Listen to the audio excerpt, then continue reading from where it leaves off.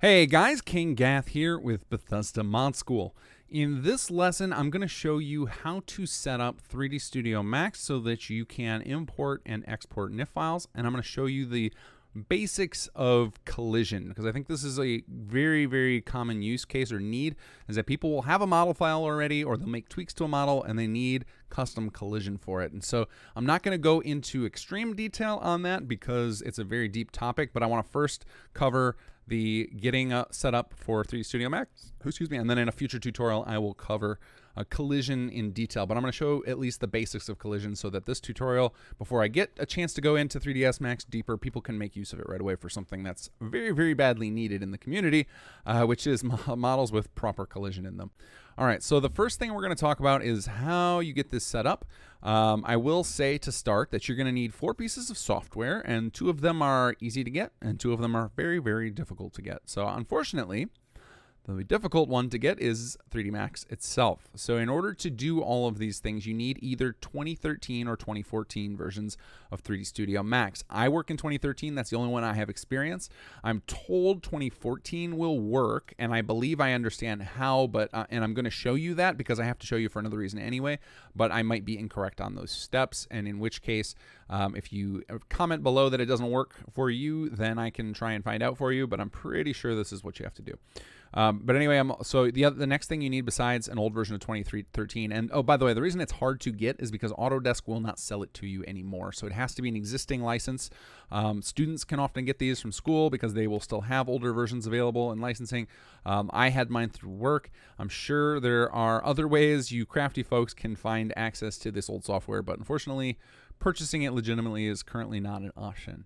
But these older versions are the only ones that will work with the actual collision exporter tool provided by Bethesda. I believe there's an exporter that works from the community for newer versions of 3D Studio Max, but they don't work with the collision as far as I know.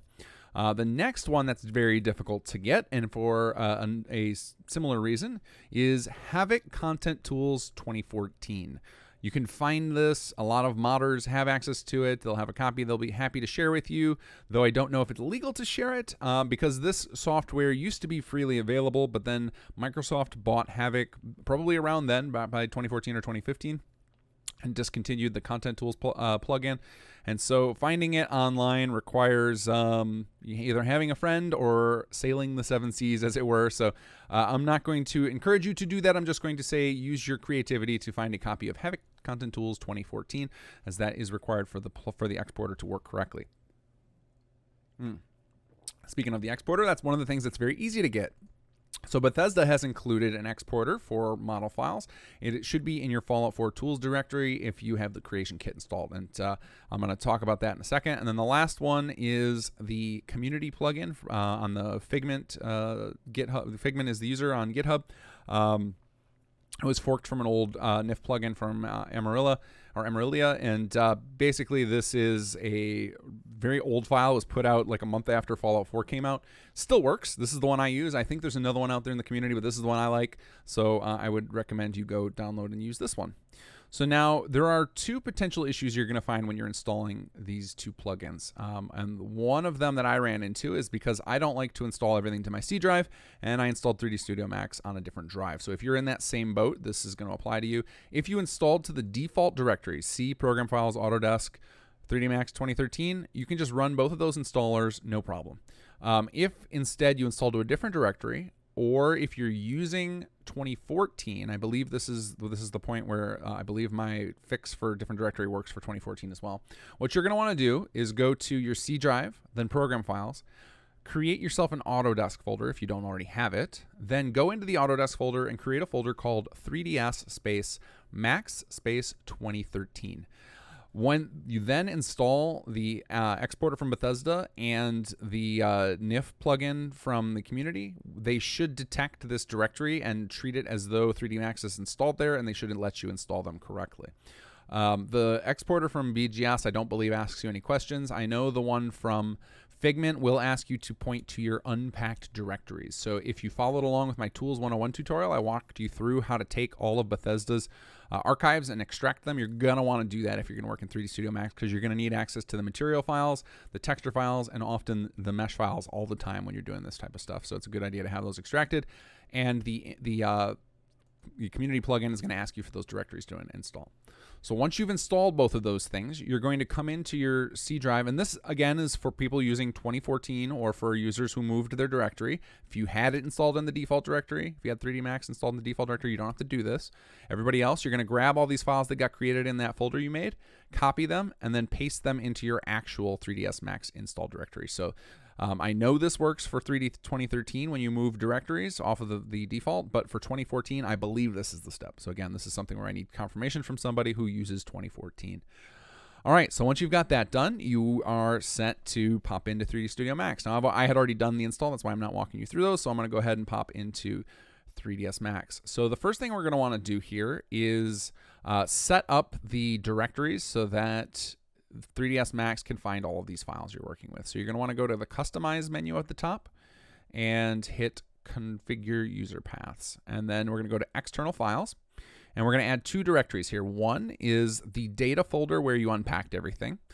So in my case, I used the FO4 unpacked data. So we're going to add that. And then you're also going to add this directory will be wherever your 3ds Max install is, and then under plugins, BGS shaders. And the first one will just allow 3ds Max to find all of the texture and material files, and the shaders directory is all of the scripts and everything that the exporting and the material setup uses for this system. By the way, I am not going to specifically train you how to use 3D Studio Max all the way, because I don't have all of those skills. I've got enough to be dangerous, but I am not an expert by any means. And I would highly recommend, if you want to learn how to do things like actual model manipulation or animation or anything like that, you go just check out general 3D Studio Max tutorials. Because for the most part, anything you can do in 3D Studio Max can be exported for the game to use.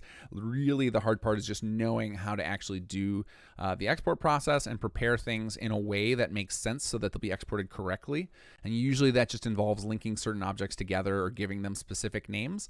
And the things I know of that's what I'm going to teach you. And incidentally, whenever I'm doing something in 3D Studio Max, so when I go to build the collision, I will explain what I'm doing. So maybe you can pick up little bits of structure, but for the most part, if you want to learn how to use 3D Studio Max properly, you're going to want to go check out tutorials specific for that. I'm mostly going to teach you how to do things in a way that allows the game to read the files. So that out of the way, once you've got those directories customized, we're ready to import our first model and to do some basic edits for it. So we're going to go ahead and click on this little 3D Max icon up here, and we're going to click Import. And we're going to guide ourselves to our unpacked directory. So FO4 unpacked data, and then we'll go to meshes. And I'm going to use one that I played with earlier since I was certain I knew what I wanted to do to it. So we're going to grab this 5mm ammo case. This is the first thing you're going to be presented with. This is coming from that third-party plugin. I like to uncheck everything on the left here because I tend to work with static items, and the importing the collision never seems to work correctly. I don't want the lights or cameras for what I'm doing. I don't want the animation for what I'm doing. If you were importing animated objects, you might need some of these, but I tend to find that I'm never using this stuff, so I have it all unchecked. I also like to uncheck skin modifier because it tends to be that one of the most common things I'm doing with 3D Studio Max is taking objects that are already available in the vanilla game and getting rid of some of the features so I can turn them into static decorations for plots. So I tend to uncheck the skin modifier. I also uncheck vertex colors because it can often result in textures with weird black spots when you export, and that might be something that somebody who's a little more advanced in 3D Studio can comment below with instructions on how to make use of those vertex colors, because I know one of the things that the benefits of using the vertex colors is that it helps with smoothing so that the model doesn't have such squared off edges. I find that there's so many problems with the textures. I would rather have the squared off edges than have to deal with the texture problems. So the way I tend to do it is just do it like this, and then I'll fix the smoothing issues in 3D Studio if I find them to be too obnoxious. So know that there might be reasons where you check in some of these, but for our tutorial, we only want the ones that you see checked in here, and then we're going to click Import. Now, if you set up those paths correctly, you should see the model with the texture. If you don't, that likely means that you don't have, you didn't add those custom user directories, or you didn't actually unpack all of the textures and everything to the default directories in the data folder there. So you might have to go back to the Tools 101 video and watch how to do that.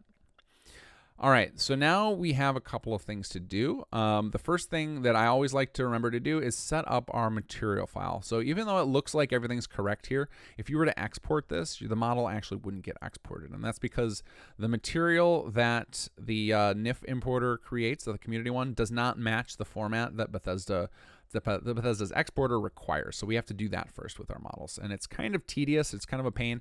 Robotin has actually created a system for automating this, though I found his solution doesn't work for me for whatever reason. So I assume that I'm just missing some sort of script or something. And I've just never followed up with him to find out what's going on with it. So maybe, Robotin, if you happen to watch this and you want to comment with what I'm doing wrong, maybe we can get that resolved in time to add it to the Bethesda Mod School utilities. By the way, if you find that lately I've been making more mistakes in my videos and not editing them out, or not having done enough research up front, that is just due to the fact that we just had another baby in my family and I just lack the time. So things are going to be a little less polished for a bit until the kid gets onto a normal sleeping schedule and I have more time to commit to these. All right, so let's start by talking about the material editor. So I just skipped a step there. What you're going to find if you just installed 3D Studio Max, when you click that button I did up there, you're actually going to get this screen. Oops, let me pull it up here. So the default one that you'll get is this guy, the Slate material editor. This is the more modern version. I prefer the old school version because I learned this software way back in the day when I was in high school, and so I just am using the tools that I'm familiar with. So if you find this, you're going to want to go to the other version to follow along with what I'm doing. So if you just pull this little, if you hold on your mouse on this little circle with the checkerboard on it and select the opposite one, you will get the default material editor. This is the one I'm going to be using, and this is how we're going to set up our material files. So first up, we need to get this material that the NIF exporter or NIF importer created into the material editor. So we're going to do that. We're going to select one of these balls. We're going to just go ahead and select the first one, and we're going to click this little dropper icon down here, and then we're going to click on our item. And then you'll see that a version of the material shows up there. And this is going to have all the information we need to create the actual material file we're going to use. So next, we're going to click in the bubble right next to it. And below that, you'll see that there's a little button that says standard on it. You're going to click on that, and you're going to click on double click on BS Lighting FX. Now I will stop here and say that occasionally you need to use BS Effect FX instead. And it tends to be when you're using the effect or when you're doing special effects. So if you're doing fire or smoke or something like that. But for most static objects, you're going to end up using BS Lighting FX. So we're going to go ahead and double click that. And this brings up this new screen. Now yours is going to look a little bit different than mine because I had done some testing on here to make sure this was all going to work for the video. And you're going to find that maps is actually somewhere else. So what you're going to see when you first load up is yours is going to look like this. So if you want it to match mine, because what I find is that I never ever use anything under the parameters section due to the fact that we don't really have a method. Well, we might have a method. I don't know of a method to export and create new material files from 3D Studio Max. Instead, I like to use that material editor program, which I briefly showed you in the Tools 101 video. What we're going to want to do is collapse parameters, and then we're going to grab maps and drag it above it, and then we'll expand that, because these are the two tabs you're going to use, this BGS material tab and the maps tab. All right, so to fill this out, we're going to go back to our first material, and near the top there, under the base Fallout 4 shader settings, you're going to find a material file. So we're going to go ahead and highlight that, right-click it, and hit copy. Then we're going to go back to our second little bubble, and we're going to click on the load under BGS materials. For whatever reason, you can't paste into this path, which is kind of a pain. So you have to hit load, and then you're going to go in your drop down here and look in your Fallout 4 unpacked folder, wherever that is. Click on the data, and then paste this in here, this path underneath and the file name, and hit open. And you'll see that it fills in, and it should correctly have the exact path that you had saved in your clipboard. So that's the first step.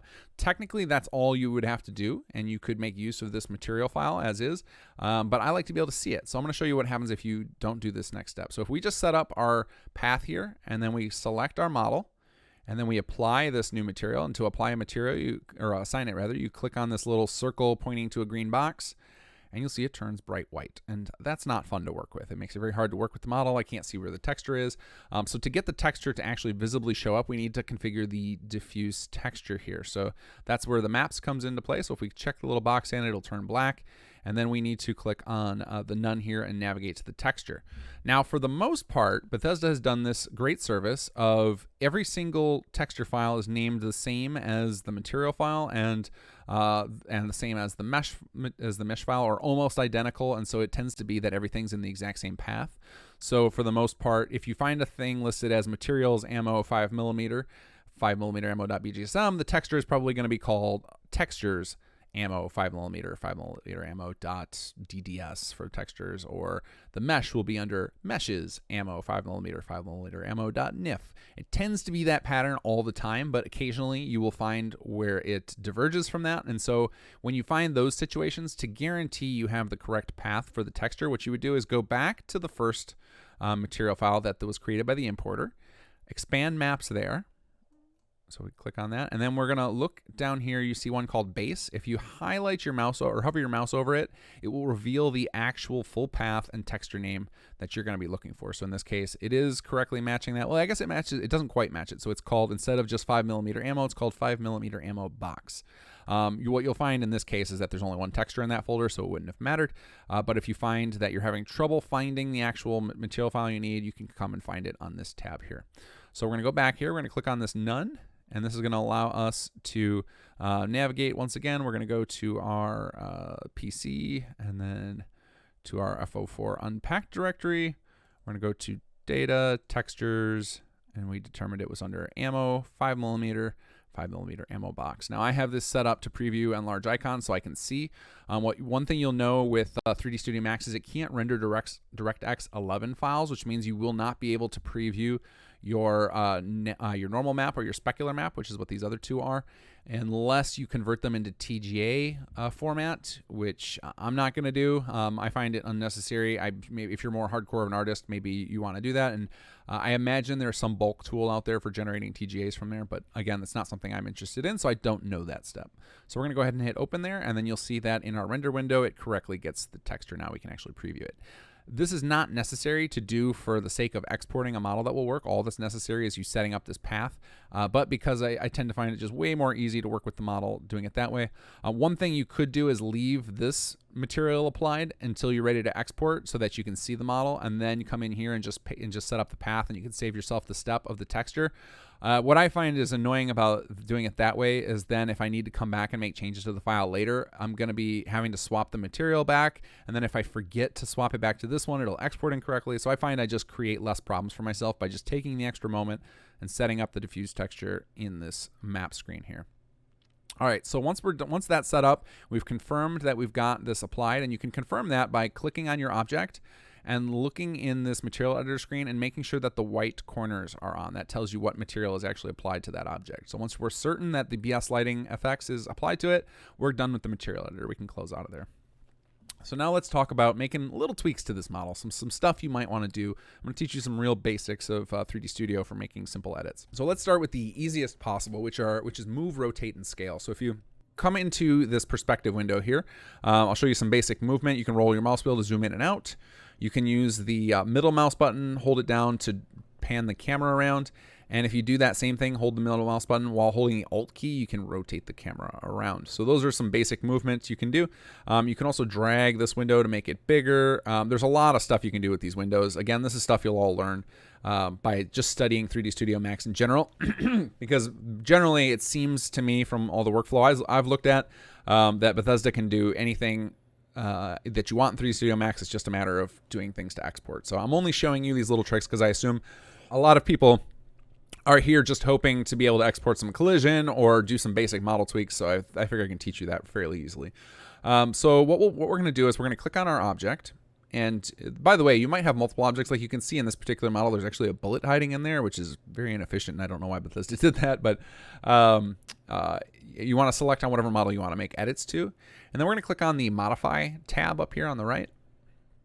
And from here, we can make little tweaks to the model.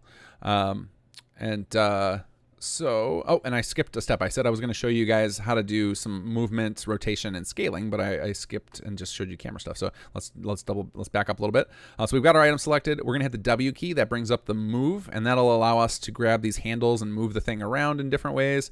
But let's undo and leave that. We can also rotate by pressing the E key, and that brings up this little guy here. And you'll notice these are very similar. I think the hotkeys are the same as they are in the creation kit, because that's probably where the creation kit got them from. But you can just rotate your object around on different axes and stuff. So that's another thing you can do. And then R brings up the scale, and the scaling is a little weird to get used to, but if you move it on one of the axes, you can just scale it on that axis. If you move it on one of these spots so that only 2 of the axes turn yellow, you could just scale it in 2 directions. And then if you want to scale the entire thing, move it toward the center here so that all 3 letters change yellow, and then you can scale the whole thing up. So that's some basic editing. Let's go back to W for movement. The next most common editing you'll probably want to do are tweaking individual pieces of the model. So I would say that the 2 best places to do that are going to be either by editing by vertex, which if you click on that, you'll see all the little dots that make up the vertexes of a model. So then you can like grab selections of them and move and shift them around and kind of make a little adjustments to the model. And I think you can do similar things in Outfit Studio. So if you're going to be doing just a little nudging and stuff, that's a totally fine software to do that in. I believe you can also do some removal of items of Outfit Studio. I tend to just do all this in 3D Studio Max since I have the knowledge to do it. But I believe a lot of this can be done in Outfit Studio as well. And but we're going to go ahead and cover it in here.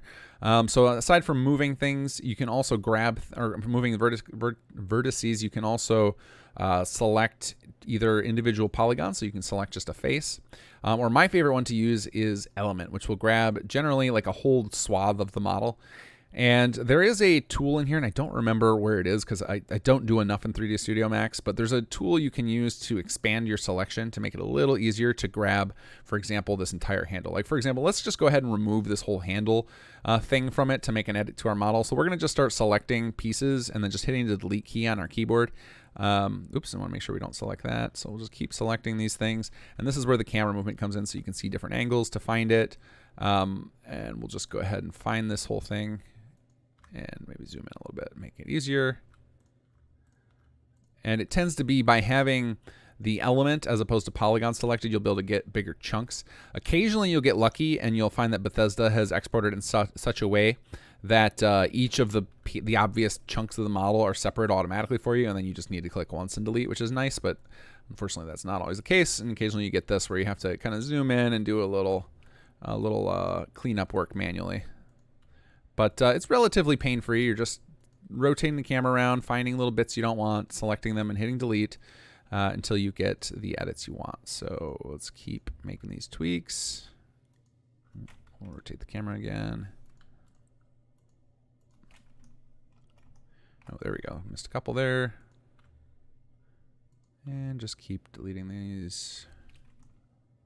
And then we'll do, so another. That's a good idea to do, just keep rotating the camera around to see if you missed little faces that were floating that you couldn't see both sides of. There we go. So now it looks like we got rid of the entire handle there.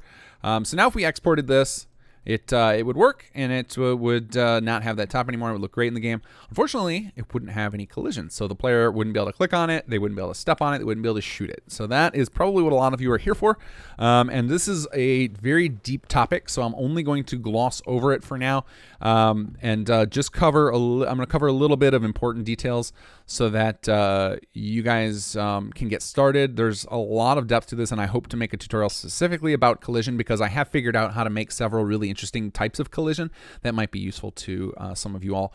But for now, we're going to cover static collision because that's the one that's most common, and that is one that there's another tutorial that's available on YouTube that works but has some flaws to it, so I want to correct for those as well.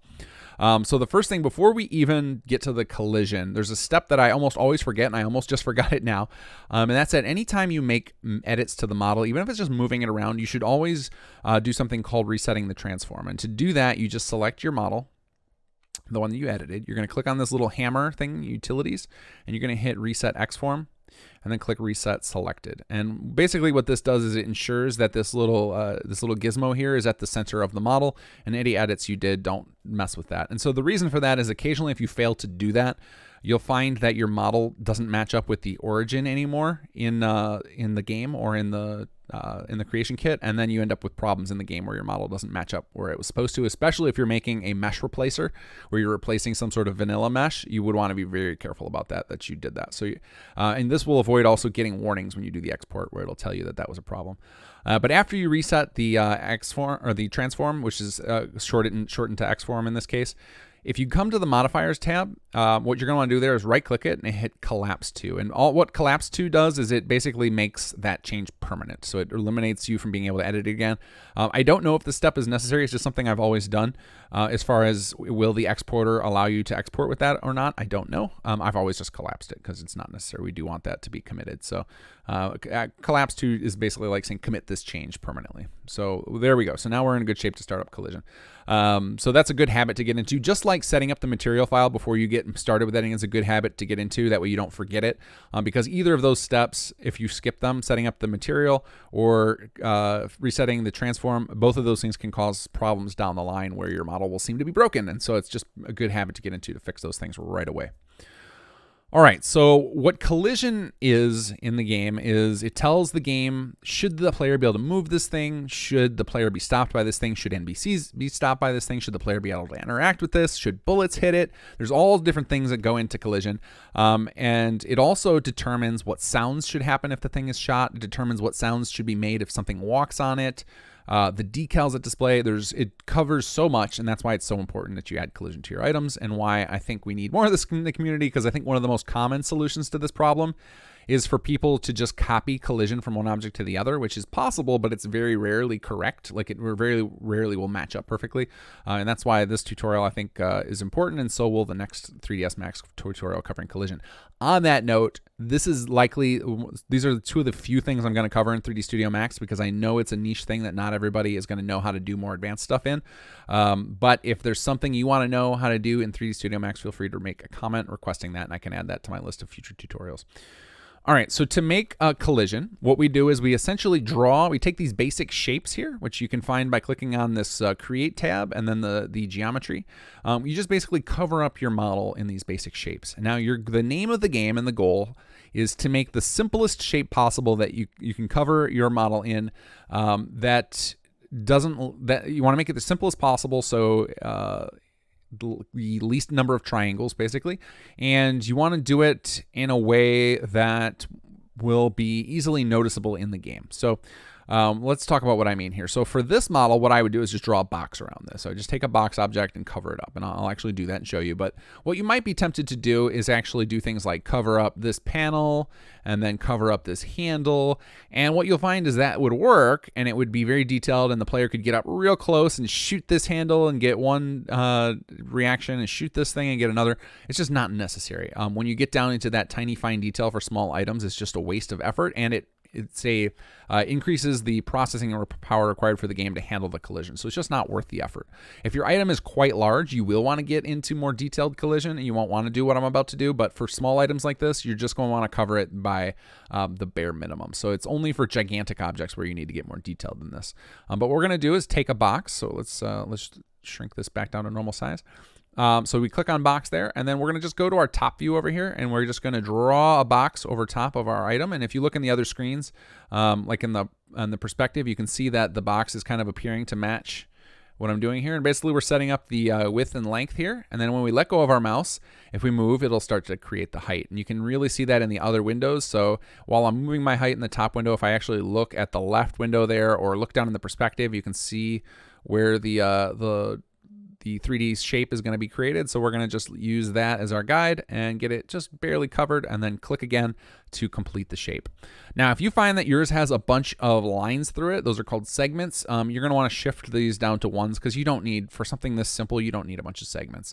Generally, when you're setting up segments, that's because you're planning on doing some edits at the vertex level. That's going to be more advanced stuff. We're not going to cover that for this, about why you might use those things. That's something you can just learn about 3D Studio in general, about how you can take a simple shape and cut it up and start manipulating it to do more complex geometry. But for this particular object, this box is perfect. That's going to make great collision, and we don't have to do anything else. What I will say about collision is that this is one of the steps where another tutorial tells differently. Is there's another tutorial out there that tells you to make a copy of your model file and make that your collision, don't do that. That's very, very bad form. It will work, but it's very inefficient on the game, so don't do that. Instead, what you often do is there's a tool to generate simplified versions, and that's something I'll cover in a more advanced collision tutorial. But just know for now, your best bet is to just take simple shapes, take these boxes, these spheres, these cylinders. The most efficient shapes to cover with are spheres and one of the extended types called capsule, just because those are simple for math to solve for, and it's just like for computers to solve for with math. For reasons I'm not going to get into 3D geometry and how that works, is that those are the simplest. Followed by cylinders, and then boxes, I believe, are the two next most sub-efficient type. And then the least efficient type, but the one you can get away with, is a convex shape. Again, something for the advanced tutorials, but for now, just know you should just take your object and cover it in the basic shape. Now, if your object has multiple materials on it, so like let's say we were doing one of those common shack pieces like our outhouse where it's got metal plating and wood, what you would do instead of just covering up everything in one piece is you would cover up each material. So you'd cover the wood things in their own boxes, cover the metal plates in their own boxes or circles or whatever, and then each one you would follow the next step for individually. So for this simple one, though, we're just going to have the one object, so it's nice and easy. So now let's talk about organizing yourself. What I like to do is take the name of the object I'm using. So you can find that on the Modify tab up in the upper right corner there. There's the name of the object. We're going to copy that.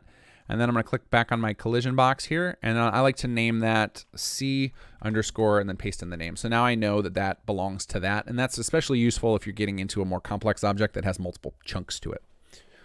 All right, so we're most of the way there now. So now we still have to convert this into collision, but before we do, I want to show you guys something that's very important, especially if you have multiple different objects that are going to have collision for them. And in fact, for the case of that, just to make sure I can show you exactly what I'm talking about, we're going to go ahead and take this little bullet and move it over here, and we're going to give that its own collision. And the reason I want to do that is so I can show you what it would be like to set up multiple materials, and I can show you how to link this up correctly so it'll export correctly, because this is something I think you'll find with a lot of Bethesda's models. There are multiple chunks to them. So we're going to go ahead and use a cylinder. We're going to draw this. I didn't match up perfectly with it, so we can move it after the fact. So even if you start to draw your object and it doesn't line up, that's okay. And then we'll cover up, and I can't move my mouse any higher. Again, this is a problem we can solve in a second.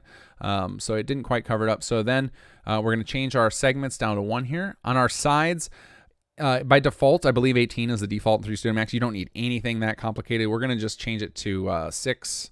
You might do something like 8 or 12 or whatever. You want to do the bare minimum so that it looks close enough. And then we're going to increase our height. And as we increase it, if you look in those views in like our front view, we can see as the cylinder slowly gets up there. And then we'll come in here and press W to get our little transform, and then we'll move it on top. And it looks like we need to make it a little bit bigger, so we can increase the radius on the back on our modify screen.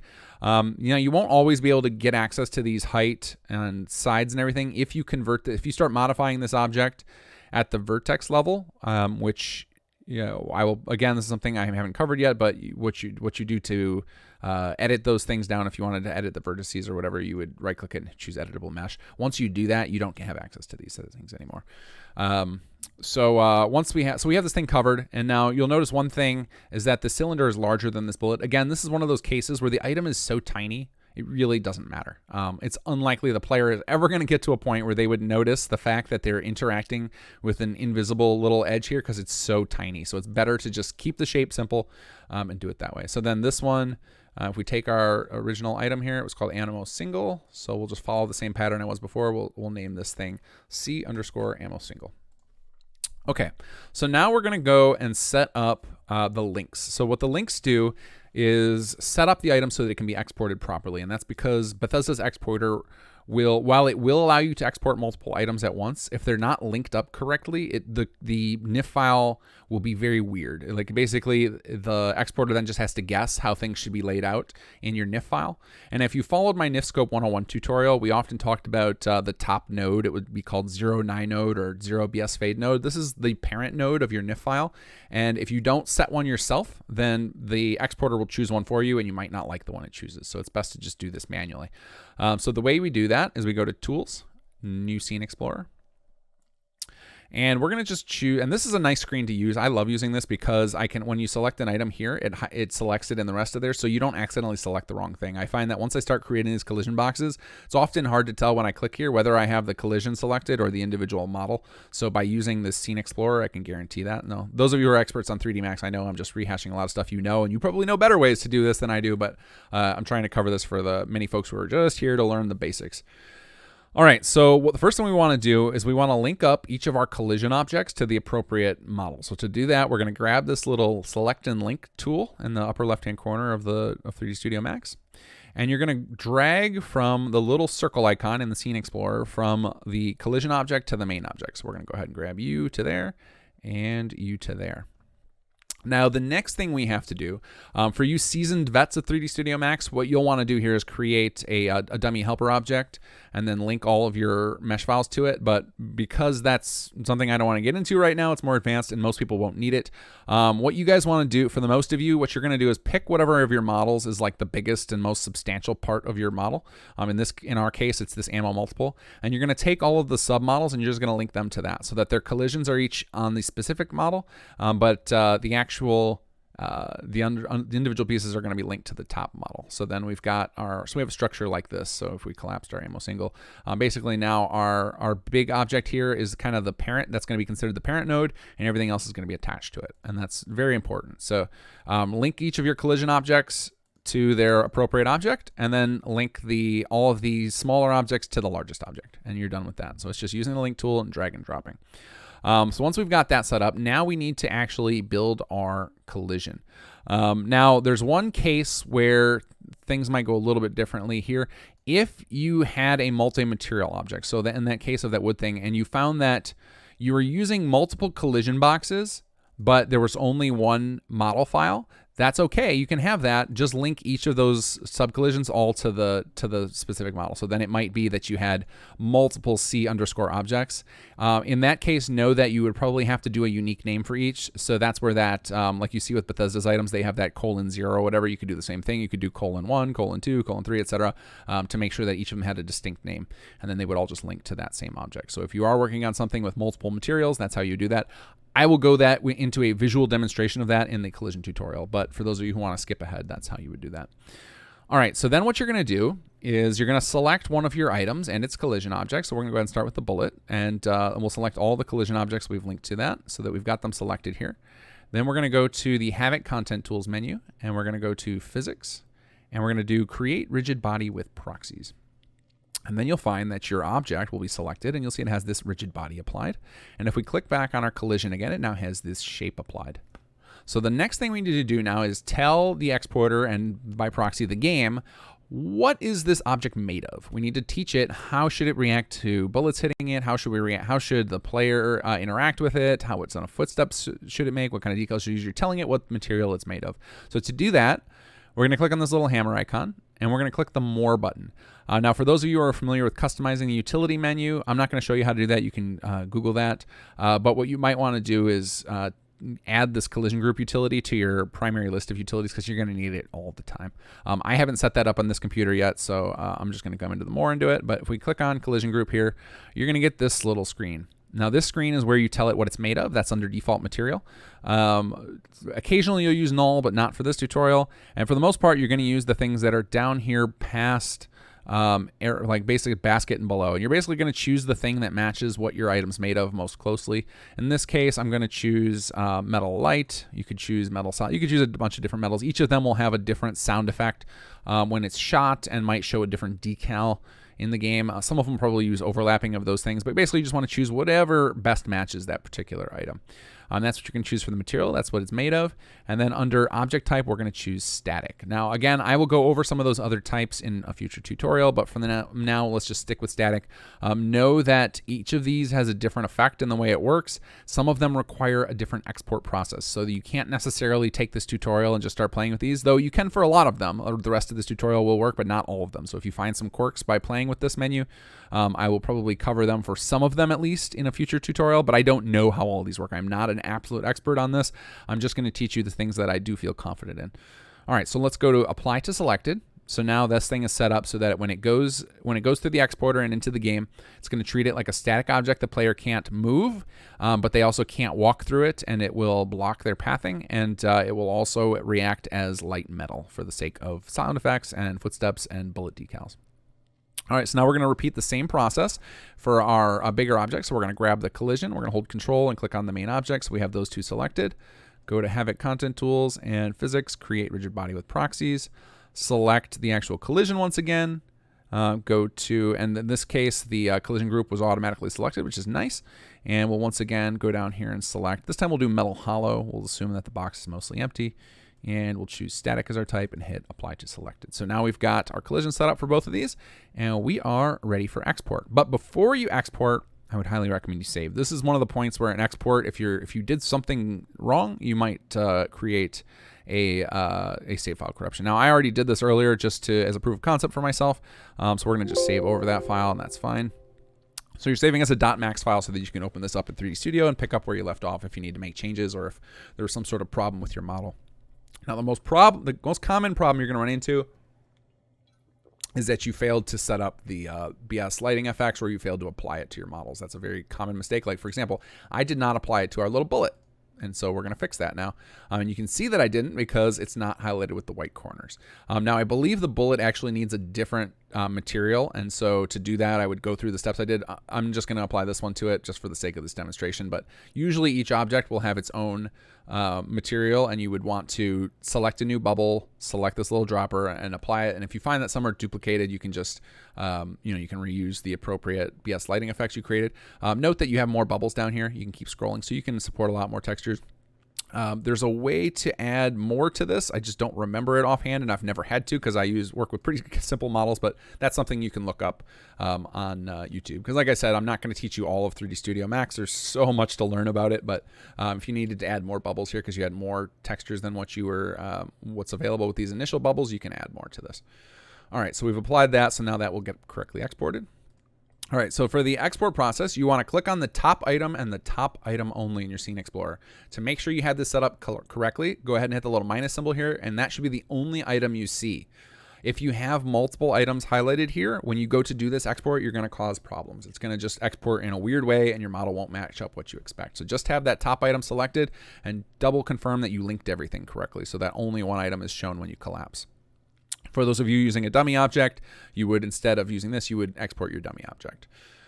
All right, so then we're going to go to the 3ds Max menu here. We're going to go to Export and then Export Selected. This is very important. If you just click Export, you're going to do that thing I mentioned where it will just choose a parent node for you, and sometimes it doesn't even export correctly. Export Selected with one item selected is the only guarantee way I've found to have control over what exactly is going to happen when you export. All right, so then under Save As Type, we're going to select Gamebryo. Now, I want to point out here that you're also going to see down below here a Net Immerse Gamebryo. That would use the third-party tool to export, and then you're not going to get collision. So you're going to want to use the Gamebryo one. Now, there might be benefits to using this Net Immerse version for other features, for things that don't need collision in them, but I'm not aware of it. I never use that other plugin for this. I just know that it doesn't support collision. So we're going to choose the Gamebryo, and we're going to just name this 5mm ammo handle removed, and we'll hit save, and this will bring up this little guy. So I have already made some tweaks to this screen. I have unchecked cameras and lights. I find the only time you tend to need those are if you're building models with actual lights or cameras in them, like some animated character stuff. You might need to leave cameras checked in. For static stuff, we're never going to need those. So just in case I accidentally put one of those in the scene, or maybe I put them in the scene for some purpose, I don't want them exporting right now. So then you're going to make sure you have PE Static Art selected here. And just make sure all of your settings match what you see on my screen, and you should be good. And then we're going to hit OK. And you shouldn't get any errors. If you do, if you get a warning, that means you forgot to do the reset transform on your model. Or it might be some other error that I've just never seen before, but there will be a pop-up that gives you warnings, and there's a button you can click to view the specifics of the warning so you can see what you did wrong. All right, so after you export that, let's go ahead and go into our folder where we exported things. So by default, it'll go to your Documents folder under 3ds Max Export. Now here's where you can test if you remembered to set up the material file correctly. So if you double click your model, now remember in the Tools 101 video, or maybe in the NifScope 101, we set this up so that we could just double click and do this. You might have to open NifScope and then manually open this if you didn't set up this as your default program for NIF files. But we're gonna double click in NifScope. And you can see here the file could not be read. So this is a common thing that will show up, but it won't happen every time. And usually what this means is that you need to run the thing through a program called LRich. Now you generally have to do that every single time, but occasionally, depending on your model, you can skip the LRich step just to test and make sure that you set up your material file correctly. In this case, we couldn't do that, but I believe I can with this one. So I'm going to just show you what I meant in there. So if you come into here, and you see that there's no model file, but you actually, and you don't have any nodes below here. So we don't have any tri-shape nodes. In this case, this is my test model to show you this exact problem. This means you failed to apply the material. So the exporter didn't see the model. So without that BS lighting effects, or a BS effect FX, which is something we're not going to cover in this one because we'll cover that in another tutorial where we need it. But if you didn't set up a material as one of those types that the exporter is looking for, you'll end up with this. It'll just have a top level node and nothing underneath of it. And that's how you can tell. But occasionally, like in our model we just did, usually ones where it has multiple different collisions, it does this. You can't even open it in NifScope until you run it through the program called LRich. And what LRich does is it processes the model so that it can work on PC and Xbox, and in this case NifScope. So to do that, what we're going to do is we're going to grab our model, we're going to copy it, and we're going to go put it inside of our Fallout 4 data meshes folder. I like to put everything into a subfolder, so we're going to use our KG test folder we've been using for a lot of stuff, and we're just going to paste that in there. If you wanted to, you could cut and paste it because you don't really need this export model anymore. And then what we need to do is we need to launch a program called LRich. And LRich can be found in your Fallout 4 tools directory. And it's, I say LRich with an H because you'll see that the exe is named that. For whatever reason, the folder is named LRich. I don't know what's correct. Maybe the program is all actually called LRich H. I'm not sure. I call it LRich. So we're going to open LRich here. It's under tools, LRich, lrich.exe. We're going to launch this.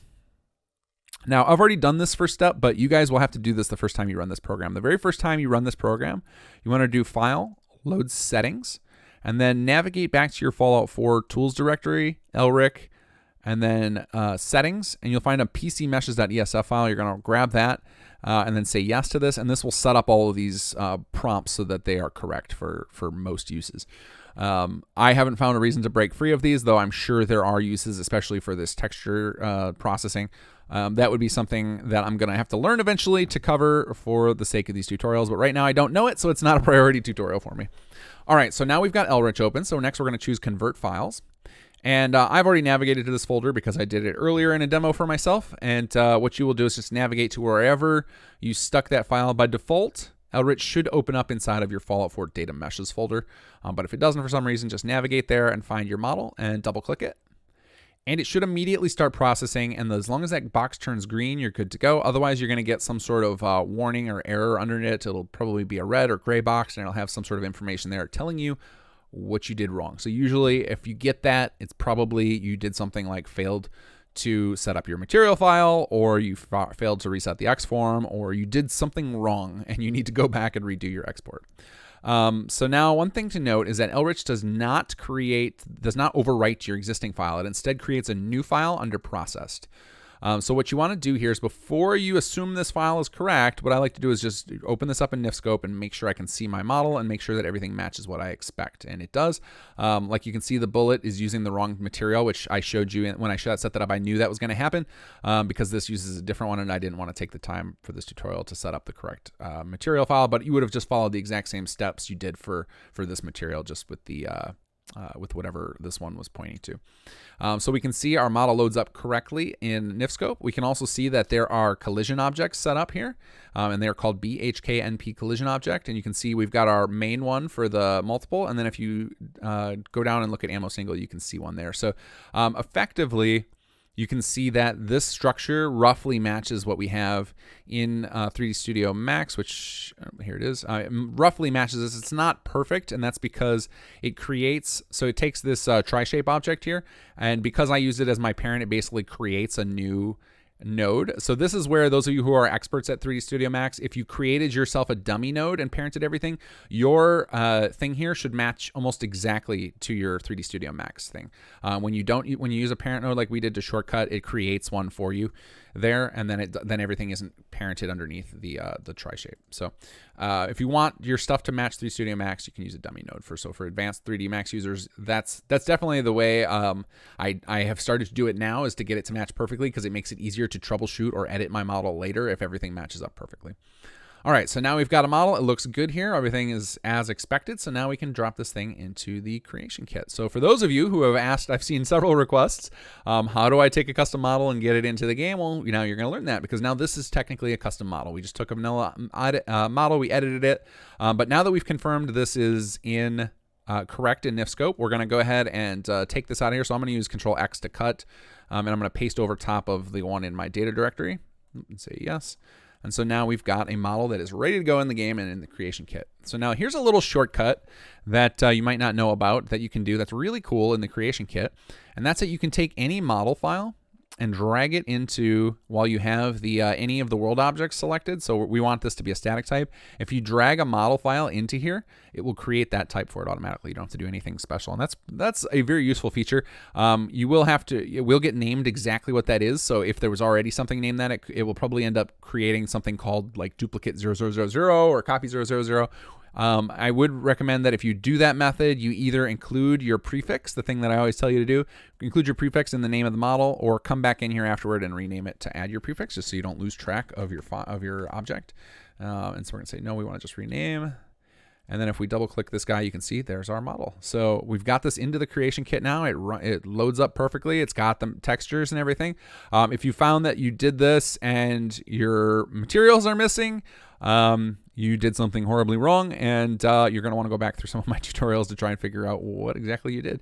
If a lot of people find that they're having this problem, definitely post in the comments, and I'll, in case it's an effort or an issue where I screwed up in an earlier tutorial and set you guys on the wrong foot. But I don't think I did, because I follow all of my own tutorial steps when on this computer, which doesn't have all of my general development stuff. So that way I know I'm working in a clean environment.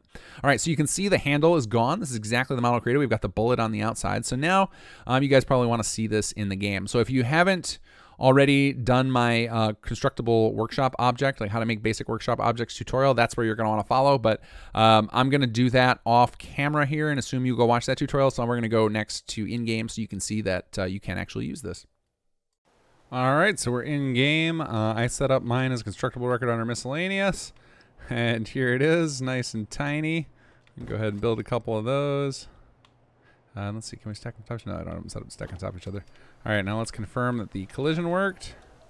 So if it did, so I should have a little, it's hard to tell because they're ultra tiny. That's like, you might be thinking that that's wrong, that shouldn't be so tiny because you're used to the lootable ammo boxes, but that's actually correct for the 5mm.